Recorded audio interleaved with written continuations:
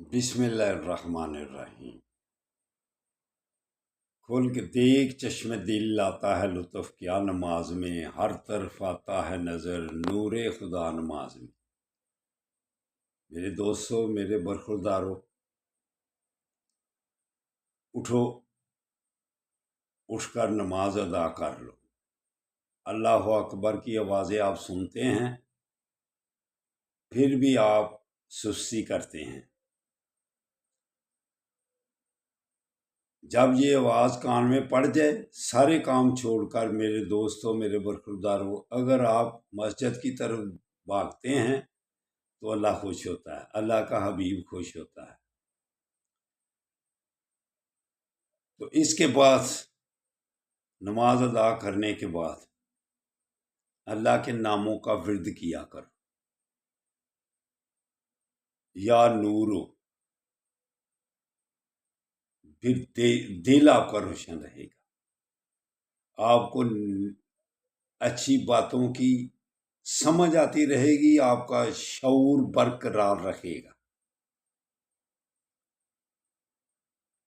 ایک صحابی آئے، آگے کی طرف سے کہتے ہیں یا رسول اللہ، دین کیا ہے؟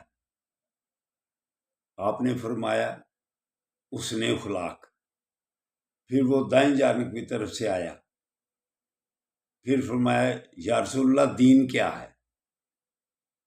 آپ نے فرمایا حسن اخلاق۔ پھر وہ بائیں جانب کی طرف سے آیا، کہنے لگا، عرض کی یا رسول اللہ دین کیا ہے؟ آپ نے فرمایا حسن اخلاق۔ پھر وہ پیچھے کی طرف سے آیا، پھر یہی الفاظ فرمایا یا رسول اللہ دین کیا ہے؟ آپ صلی اللہ علیہ وسلم نے فرمایا حسن اخلاق۔ تو پھر آپ نے ارشاد فرمایا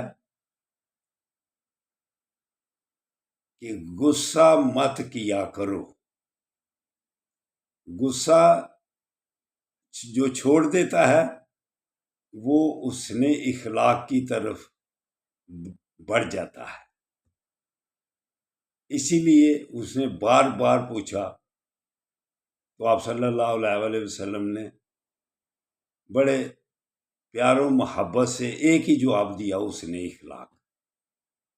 تو جو حسن اخلاق اپنا لیتا ہے، سمجھو اس کی دین کی سمجھ اسے آ جاتی ہے۔ تو میرے دوستوں، میرے برخورداروں، بہت جگہوں پر آپ صلی اللہ علیہ وسلم نے مختلف صحابہ سے یہی بات کی ہے کہ اپنی اخلاق کی طرف دھیان کرو، اپنے اخلاق کو نمایاں کرو، اپنے اخلاق کو اچھا کر لو۔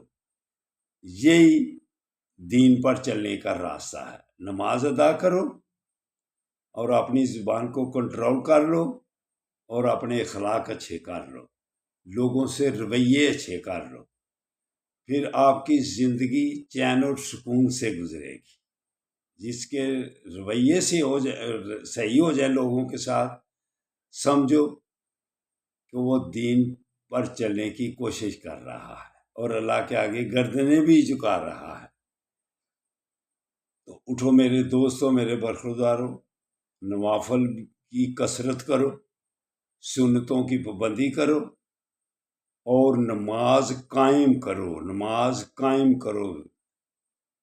نماز کا ذکر 752 بار قرآن پاک میں آیا ہے، لیکن جس جگہ بھی آیا ہے نماز قائم کرو کا لفظ ہے۔ کبھی پڑھ لی کبھی چھوڑ دی، کبھی پڑھ لی کبھی چھوڑ دی، یہ کوئی قائم ہوتی ہے؟ اس لیے نماز جس نے قائم کر لی اس کو سیدھا راستہ مل گیا۔ اللہ حافظ، اللہ حافظ، اللہ حافظ۔